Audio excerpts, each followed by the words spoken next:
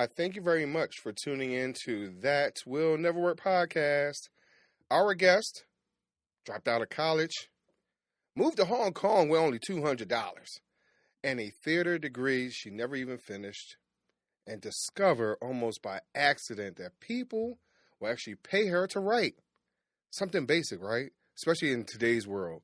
And turn a single $3.25 freelance gig into a 17-year career, making words, make money for clients in 21 plus countries. It's 10 years ago, we couldn't even fathom that, but this is where we are. And so today, as founder of Bolt from the Blue Copywriting, our guest has built her entire reputation on one glorious unpopular opinion. The client avatar you've been building, you know, the one that is that stick figure, they buying coffee, they got 12 kids, you know, and they can't figure out where they want to go in their life. It's not a marketing tool. It's an imaginary friend, and it's been quietly sabotaging your whole business the whole time. Well, let's talk about it right after this. Educate, empower, enable, impact. Thank you for tuning in to That Will Never Work, an award-winning podcast where we share inspiring information and personal experiences related to business and the entrepreneurial journey from those who are leaders in their respective field. Now, here's your host, author and business coach, Maurice. So our guest, you can read her bio on your own, but I will give you some quick tips, right? Maybe sharp-tongued, maybe a little nerdy, as you might say, maybe a little fearless, maybe unconventional, witty, strategic, plain-spoken, globally forged, and refreshingly honest. That is our guest today, who is the none other than Rachel Allen. Rachel, thank you very much for coming on to the show. Thank you so much for having me. Also, can you introduce me everywhere? That was the best intro I've ever had. Yes, I can. Yes, I can. We can take this on the road. Love it. But I thank you very much. And of course, this is just the energy that we want to have. Be authentically ourselves. And so you heard the question, the opening hook, right? Yeah. Of being authentically ourselves. So do we authentically have an imaginary friend where we're talking about who our avatar is? Yes. I love talking about this so much. So I actually wrote a little ebook about 10 years ago called Kill Your Client Avatar. And people got very pearl clutchy over it because that's the first thing you're supposed to do, right? You build the client avatar and it's like, oh, well, it's a woman between 35 and 60 and she lives in the suburbs and she has kids and she eats Fruity Pebbles for breakfast. And I'm like, okay, whatever, what information does that actually give you about somebody? And I get especially nerd angry about this because if you look at historical marketing, and this is going to date me, but historical marketing client avatars, from agencies, they're the size of a phone book. So for the youth, that's like a book that's 3 inches thick. Right. And that has everything about this lady. So all the classics, Coca-Cola, Tide, all these people, they know every single thing this imaginary person has ever thought, dreamed of, or had a passing whim for.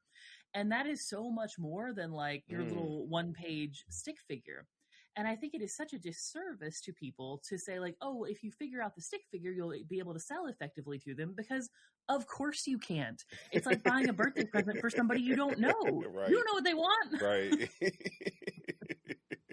And I think that's key, because without having that real interaction, that feedback, so you said something about Coca-Cola. Well, Rachel, do you drink Coca-Cola? I actually don't. I don't like any fizzy drink except champagne, which I realize now as I say it makes me sound really bougie. But see, now if someone understood that avatar, right? Yeah. So now why would you not drink Coca-Cola or that fizzy drink versus another fizzy drink? What is, what drove you to that? And now was it the marketing from a Coca-Cola? Was it the reputation of Coca-Cola that pulled you away? I know for myself, I heard that Coca-Cola can fuel a car.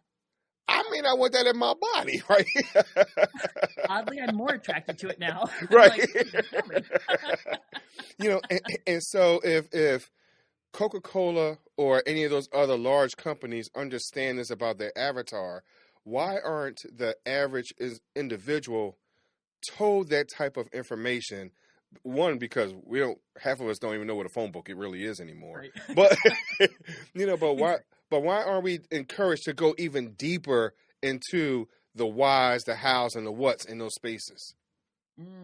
I think it's for two reasons. I think one, because small business and online business is often seen as like amateur hour. So it's like, well, why would you bother, doing that much research? Because you're just doing your cutesy little hobby business anyway, despite the fact that it's like a massive contributor to the US GDP right now. Right. And I think the other reason is it's hard and scary to talk to people. And so that's the bad news. This is where everybody drops off the podcast. Cause I'm going to say, if you call 10 people, like if you talk to them on the phone or you have a coffee with 10 people and talk to them about your client and your stuff, you will have so much more of a robust client avatar than most people on the market. So if the idea that the basic stuff, age, gender, job title, are mainly useless, what should someone do to create that avatar, quote unquote, so they can get deeper? Because a lot of times we don't really understand what we need to practice on an everyday basis. Yeah. So the easiest in that I always give people is to think about whatever your client is. Think about what they wake up worrying about at 4 a.m. And this is where I always pick on my coaches because I love them so much. But, coaches are always like, oh, I'm going to empower you to become your most empowered self. And I'm like, man, has anybody ever woken up at 4 a.m. being like, if only I could be my most empowered self? Right. Like, of course not. No, but you think like, oh man, I really hate my job, or like, I've got to figure out how I'm going to change my relationship with my kid or whatever, And if you can get to that thing that their brain wakes them up with, that's such a good end because it tells you what they really care about. It tells you what motivates them, and it tells you what they think is possible to fix this problem. And they might not know that your solution is even possible. And then you can come in and say like, hey, look, I can do this for you. It's easy, Right. It just gives you so much more of an understanding of who they are. And then you can branch off from there into, what's the best present they ever got and why? Like you think about those things that really give you a sense of what motivates them, what they care about, what touches them in the heart, as opposed to this like weird, what's the term? Homo economicus, like rational buyer thing that people buy into, which is just not how humans function. So how can I get clarity without being a therapist? I think that's probably also part of the hard part. Because you gotta go in and ask them, like, so, tell me about your worst memory. Right.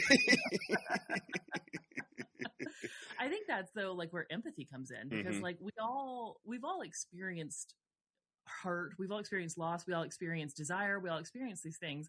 And so if you're willing to have the humility and vulnerability to show up to a conversation and be like, this is my stuff. What's yours? I think you're going to get so much more of feedback and so much more of an actual relationship with these people.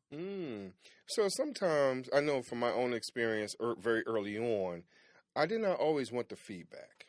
Yeah. Because I thought I had the answer. It's the idea, hey, I'm going to give it to you. You're going to take it. Right. You don't like it. Exactly. Right. But a lot of times, so we don't like to hear that feedback saying, hey, you know what? My thought process does not really answer your direct question or your direct issue. So how would you suggest to the everyday person, right, how to take that feedback more critically and more informationally and in a data-driven, especially because we need to understand the data as well. Yeah. So how can we take that, not so personally? Yeah. That's a hard one. I think it's why so many people avoid it. If you can, like, unvelcro yourself and your ego from it And if you can even like imagine or pretend you're doing it for a friend, right? And just try and go into it with as little judgment for yourself and for them as possible. That's really helpful. If you can get an aggregate of data, so that's why I say at least 10 people. If you interview 30 people, you are like golden. You have so much stuff. And then you can just start pulling themes. And that's like one of the things I think people ignore with data-driven stuff. They just look for the numbers. Oh, well, I had, 7 women and 15 men. Who cares? Like, I want to know if 20 of them say they feel anxious on Friday because they're worried about going into work on Monday. You want to start looking for themes and then outliers. So if you have like everybody says one thing and then you have one person saying something super out of left field, look into that, because they may actually be the person who's being honest with you while everybody else is like, no, my life is fine. Or it might be a completely different avatar in general and open up a new market for you. And so I want to backtrack basically what you just stated, because you said coming from or having the idea of talking to my friend. Sometimes we think our friends will give us the truth. Sometimes they're covering some of that. And so how do I differentiate that as well? Because we think our friends are being honest. Unfortunately, we're looking at our friends being yes people most of the time, to be honest. That's who we want to gravitate towards us. So how do we deal with that and differentiate that business/friend relationship? So I've seen a couple different ways that people do it. What I recommend is just being really straight with your friends of like, this is what I want from you right now. And it could be, I really want you to just tell me that I'm good at this. I want you to tell me that I'm right. Or it could be, hey, pretend I'm somebody else. Pretend we're not friends. I'm just some random on the internet. What would you tell them? And so if you can be straight with them like that and just sort of guide them, that can be helpful. Or just keep your friends for your yes people and then go find other people to tell you the truth if you don't want to like mess with that boundary. And I think that's one of the things that we kind of, just human beings, you want less friction, less confrontation. And sometimes we don't understand that conflict resolution. We don't deal with that very well right now, And so now understanding what that real potential client is looking for, and or understanding what the client is both internally in our organization and externally. Because we have to service both, and sometimes we don't understand that, and so how do we bridge that gap, even understanding that in our corporate cultures as well? Yeah. I think it comes down to thinking about what your relationship is, like the context of your relationship with that person. So internally, what you are to that person is something different than what you are to that external client. And that can help guide the types of questions you ask. It can help guide what you try and get out of that relationship or who you try to be in that relationship. And I think where this gets fuzzy for people is they try to like assign a purpose for that relationship that's not really there. So going back to our conversation with friends, right? Right. If I really want a critical mentor, but I'm just talking to my buddy and I don't tell him that's what I want, right, then I'm having a conversation at him and he's conversating at me, but we're not really talking because we're not having the same relationship that we think we are. And so I think being clear with yourself and then being as straightforward as you can with other people, like, hey, here's what we're here to do. Let's go this way. I think that's well, how do we not take the word clarity and use it in its real form or real definition versus looking at it from a buzzword? Right? Yeah. Because it is a buzzword. We get that all the time. But I'm listening to what you're saying, that we really need to dig a little deeper into that word so we understand where we're going and who we're really trying to service. So what would be your real definition of the word clarity? Now, you don't have to give us a whole textbook on that, but it's up to you. No. I would think of it, so the word that I use in my head for that is actually congruence. So it's this concept of something being aligned, like kind of like I do this motion a lot with my hand, like I'm moving it down the center of my body for those listening. And it's like this, like coming to true, And so I think that you feel it when you say something that is like that true, that you're like, oh, that's coming from my chest, like you can feel it. It feels different. And I think that an easy way to tell if you're not doing that is if anybody could say that thing and it is still equally true for them, then that is not your clarity. It's not your thing. It's just like, okay, yeah, sure. Everybody wants to feel better. Everybody wants to feel empowered or whatever. Right. You know, it doesn't sound like you. So first, dealing with the SAT word congruence. Everyone can pause and look that up. But Right. Internal alignment. But sometimes we don't understand what that means for ourselves because we get caught up from an entrepreneur perspective of looking at our client base to looking at our competitors to hearing, going to all these workshops and seminars. Yeah. And so sometimes we get a little fuzzy. We get a little cloudy. So how do we get to narrow that down so we really have better clarity or congruence in that space? Yeah. So I think you're always going to be influenced by other people because this is a conversation, right? You're not like entrepreneuring into the void. Somebody else has to be out there or else what's the point? But I think that if you can find the mental space to be like, okay, knowing all of that, I'm going to like set all of those voices aside for now and just see what I've got in here. And if you find that really hard, another way that you can go about it is, what do I find myself saying to everybody that feels true? So like tiny little thing, but I start every one of my emails saying, hello, lovely humans, because I realized I said that at the beginning of every workshop I taught. Like it just came out of my face. Okay. So that's very congruent with me, So you can look for the repetition, or you can just take a moment to be like, okay, if nobody was listening, what would I still say? What would still matter? So with that being said, how would I understand my position in these certain places? Because again, if we're not settled, we're listening to a whole lot of things and not understanding what we offer to people, how do we even understand our position? So I think that's where you have to get really clear on what your what the label is for your thing and what it actually is, and then why anybody would care. So people get tripped up on this because they're like, I know that I'm doing this thing and it really matters, and I know my position and like I can feel it, but I can't say it. And if you can't say it, people are going to put all kinds of stories on you. Like you will be stunned at the level that people misunderstand you.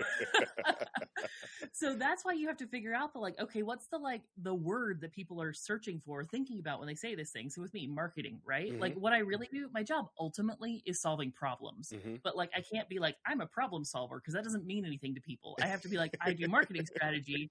And what that really means is I solve problems all the time. And the reason why people care is they have a lot of problems and they want me to solve them and make them some money. Right. And so if you can get to even as I said it, you can hear how simple that language is. It's not like I'm a marketing strategist who provides high ROI, blah, blah, blah, blah, blah. You want to be able to say it to yourself in a way that a fairly smart 8-year-old could understand, because that's that language that anybody is going to get, and you won't be separating the truth of what you're actually trying to say by falling into jargon. So my question to you is that your opening line, how does your opening line relate to that 8-year-old? Which opening line? I make words make money? No. Your opening line when you say you, excuse me, your email list, your conferences, whatever it is, that opening line, how does that relate to an 8-year-old? I think it's because anybody would they get the feeling of it. Maybe they don't know the word lovely, but they probably understand the love part of it. And 8-year-old, maybe they've heard it before, And I say humans, they know what a human is. And so they get this feeling of oh, this person is seeing me as a person. They're probably not articulating that at that level, but they're oh, we're having a human to person conversation. I feel like it's the equivalent of with kids that you crouch down and look them in the eyes. Right. I think they would have that feeling from it, as opposed to me being hello, child. I'm 5'10", so I don't look way down. Right. And I brought that up because that is I think that's powerful, right? Because you're saying, hey, we're having, even though I'm up on the stage, right? Yeah. Even though I come from a place of authority or power, but I'm just like you. It breaks it down a little bit, a little bit. And I think that helps us in understanding who our avatar is as well. Let's not forget who we are in that same position. And so I'm sorry, go ahead. You want to say something about that? You want to touch on that? I'm saying that's so important. Yeah. And I think that's what happens, that we lose track of the real human side. And I'm going to be honest with you, Rachel. Again, I said we're going to have a conversation. I didn't expect for that to come out. But I think that is a very key factor that we lose. We forget that whatever we're doing is not going to just touch that particular avatar, but because we're in such a global space, you don't even know if the 8-year-old is going to hear it. Yeah, totally. And that's why I say to people all the time, like all the traditional marketing advice just tells you to get loud, right? Like, be the loudest person in the room, be everywhere. And I'm like, man, all that does is put you in an arms race with anybody who's got a little bit more money than you. And like, I don't want that game, So you don't have to be loud to be heard. And what the metaphor that I use is like, think if you're in like a crowded bar or a coffee shop, you don't just go like, Maurice, hello, like I'm going to lean in and be like, oh my God, dude, you see that? Right.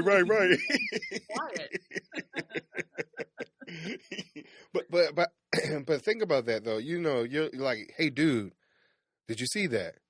So now my eyes, my ears, my well-being, like I'm focusing in on that. I'm trying to understand and comprehend and take in the information that you're providing, right? Or that you're pointing me to. And I think that's something that that's not smoke and mirrors. That's real, genuine conversation. Exactly. And it's humans. And I think people overcomplicate it because they're like, I have to put on my sales voice and figure out how to sell to you. And I'm like, or we could just talk. I don't know. Seems a lot easier to me. I don't want to be sold to. Yeah, I know, right? So in this space, then, because we talked about the falsity, right, of this idea of this ideal avatar. Do you believe that we've discussed it and people may be able to understand it, even an 8-year-old in this conversation?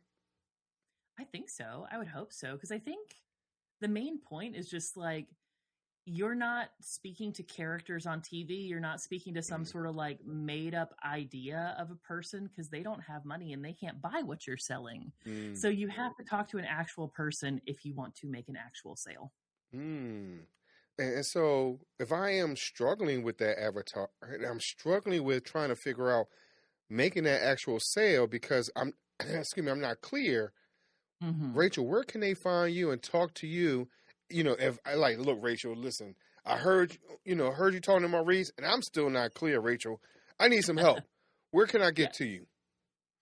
Easiest way is on LinkedIn. You can connect with me there, or boltfromthebluecopywriting.com. Nice. So, of course, everyone, it doesn't matter what you're doing, canoeing, riding your bike, whatever it is. It's a beautiful day today. Whatever it is, be sure to go to the show notes. Of course, Rachel's information will be there. Rachel, first I want to say thank you very much for coming on to the show and helping us debunk this idea of what this avatar should look like and feel like, to be honest. Yeah, thank you so much. I have enjoyed this just so much. But Rachel, I got to ask you the question. So, Rachel, if you could pick 3 doors or a fork in the road, which one would it be? Which one would you rather? I want a fork in the road because to me that says that I've already narrowed down my options and probably I've got less of a chance of getting something I don't want. And I'm going to know really quickly if I chose the right one so then I can go back and choose the other one if I don't like what I got. Nice. And again, there's no right or wrong answer, right? Because here's the thing. Sometimes we get so caught up and go in one direction, not understanding that we can always pivot and go the other way. Yeah, totally. Exactly. People get so locked in on this stuff. And I'm like, I don't know, man, it's not welded into the rebar of the universe. Right. Make another thing. Right. And so now, just again, I'm having so much fun. I just want to ask you one more question. Yeah. If you could sing a duet with anyone dead or alive, who would it be? I have so many things coming to mind. Okay. I think the first one that comes to mind, I mean, I love Johnny Cash so much. So Johnny Cash would be one. But Alan Alda, I've had a crush on that man since I was 9 years old. And he has a podcast now, and I dream of being on it, and I would just love to sing a duet with him. Now, would that be your avatar? Ooh, maybe. That's cool. But Rachel, I appreciate you coming on. I thank you very much for sharing today. I really do. This has been awesome. Cool. And of course, y'all, I thank y'all very much for listening to That Will Nevr Work podcast. And guess what? I'll talk to y'all just a little bit later. Thanks for listening. Follow Maurice Chisholm on social media to stay connected and check back weekly for new episodes. Until next time, that will never work. Or will it?